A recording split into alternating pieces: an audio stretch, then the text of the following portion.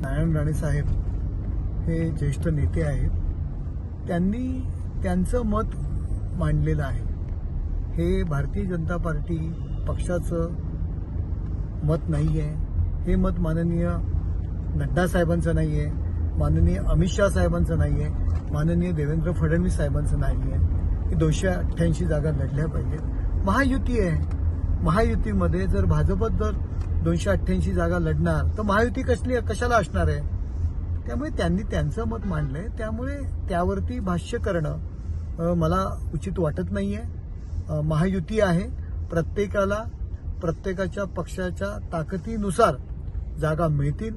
माननीय मुख्यमंत्री एकनाथ शिंदे साहेब, देवेंद्र फडणवीस साहेब आणि अजितदादा मिळून यासंबंधी निर्णय घेतील आणि भारतीय जनता पार्टी पक्षाचे ज्येष्ठ नेते यावर निर्णय घेतील.